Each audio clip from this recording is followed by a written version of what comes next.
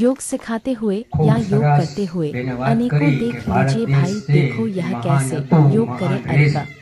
કારણ કે આપણી ધરોહર બહુ સારી છે, આપણે જે સંસ્કારો વર્ષો પહેલાના છે એ બહુ સરસ છે. કારણ કે ગમે એવી દુશ્મની હોય તો એકાબીજાએ દુશ્મની ભૂલી અને યોગ્ય વખતે કામ કરતા.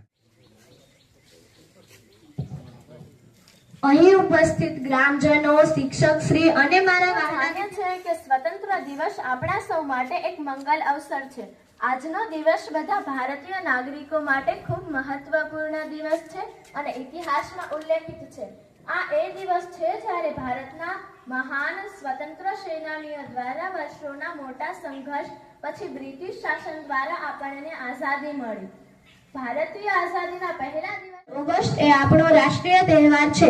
ઈસવીસન 1947 પહેલા આપણા દેશમાં અંગ્રેજોનું શાસનાઓ ભોગવવી પડતી હતી. આપણા દેશના લોકોએ આઝાદી મેળવવા માટે ગાંધીજીની આગેવાની હેઠળ અનેક આંદોલનો કર્યા. એમાં અનેક દેશભક્તોએ પોતાના બલિદાનો આપ્યા. આખરે 15 ઓગસ્ટ 1947 ના દિવસે આપણો દેશ આઝાદ થયો. દેશના લોકોએ આઝાદ છે, મીઠાઈ વહેંચવામાં આવે છે અને રાષ્ટ્રધ્વજ ફરકાવવામાં આવે છે. ઘણી સરકારી અને સાર્વજનિક હવે ઉજવીએ પણ એક દિવસ ને 26મી જાન્યુઆરી સ્વતંત્ર, આ બે દિવસ આપણા માટે, આ બધા દિવસો કાયમી માટે એક સ્વતંત્ર જિંદગી જીવવાનો આપ્યો છે. તો આવા સુંદર મજાના